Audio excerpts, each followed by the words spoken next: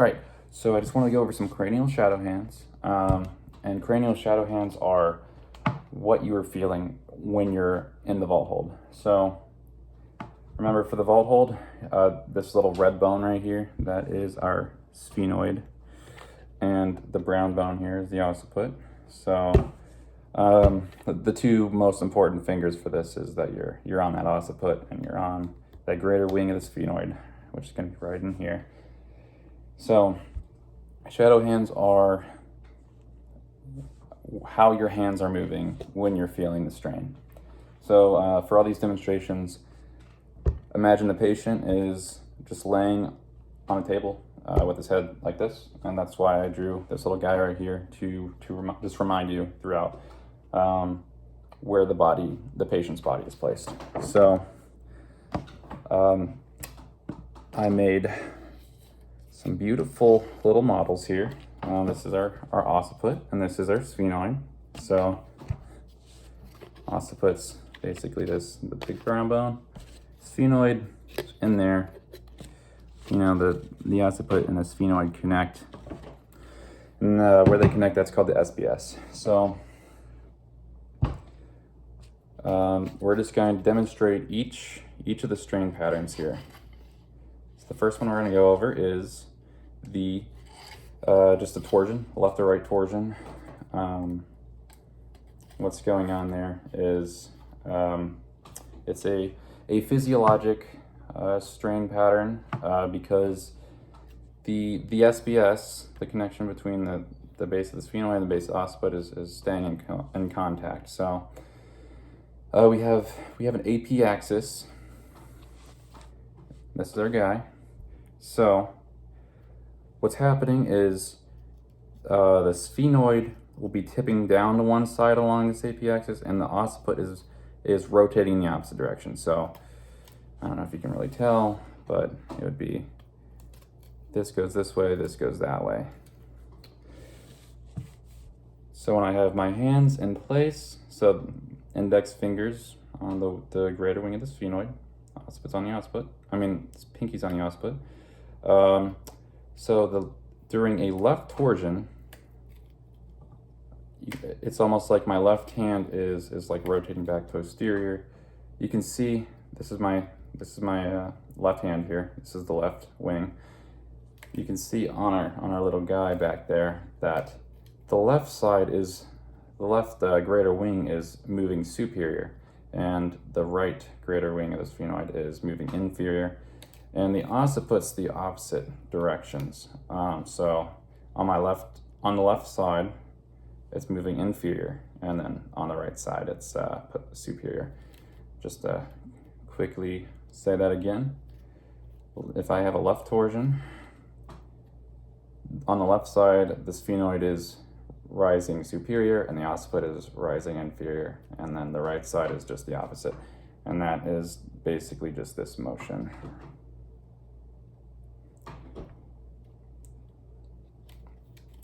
So, and this is happening during flexion. So flexion, extension, flexion, extension. And it would be the opposite for a right torsion, which I won't go over that, but just so you can see. I know you can really only see one hand. So right torsion, and this would be left torsion. Okay, the next one is the left side bending rotation. So this is more complicated motion. We're gonna have two vertical axes, so one through the occiput and one through the sphenoid. And then we have also a AP axis. So I'm gonna stick this guy in right here. So the way I like to remember it is so on the AP axis, they're going in the same direction of rotation. So if it's left side bending rotation, my left hand is moving down. You can even imagine if I'm holding the skull right here, if my left hand is going down, it's like my skull is bending left, like the whole head is almost side bending left. So that's how you can remember that the left hand is going down for the left side bending rotation, opposite if it'd be the right side bending rotation. But now we're gonna get rid of that axis just so we can kind of better play with it here. But so once it tips, well, I mean, they're happening at the same time, but so they're rotating the same direction on the AP axis, and then they're rotating opposite directions on the vertical axes like this. And it's still physiologic because that SBS is still in contact, but it looks like that. So if I have it in line with my guy back there, my left hand moves towards his feet, and then that rotation is also going on. So you see how my left fingers are separating, and then let me just try to move that out of the way, and you see how my right fingers are close together. So we're gonna move that out of the way for a second. But so it's this flexion, extension, flexion, extension. Or if it was the opposite way, it'd be flexion, extension. That would be right side bending rotation. That's my right hand. Okay. So now we have the lateral torsion, our first pathologic or non-physiologic strain pattern. So ignore that. Okay. So the vertical, now the lateral torsion, lateral strain or lateral shear. We have two parallel vertical axes here. So why don't I just take these off? All right, so two parallel vertical axes, and they are rotating in the same direction. So just kind of show you what that looks like is, we'll say they're both rotating like clockwise here. And you see how that SBS is like breaking contact, and the base of the sphenoid on the left, the base of the sphenoid on the left is sticking out past the occiput. So this would be a left lateral strain. Left lateral strain, left lateral shear. So let's see if I can get my hands right. It's gonna be like this, which that's really hard to tell what my fingers are doing exactly, but just to show you on the camera, it actually ends up being a motion like this. So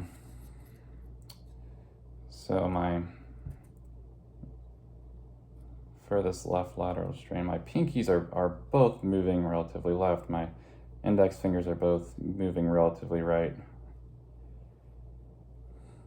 which I think my hands are rotating a little more than I want them to, but just like that. And finally, we have our vertical strain and our shear. So get rid of that guy.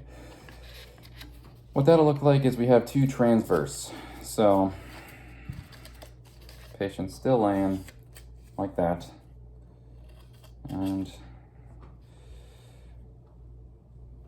what's going on is they're both tipping in the same direction, whether it be forward or backwards. So if they're both tipping forward like this, you can see how the base of the sphenoid is now superior to that, where that connects to the occiput. So that is considered a superior shear, superior strain, whichever you want to call it.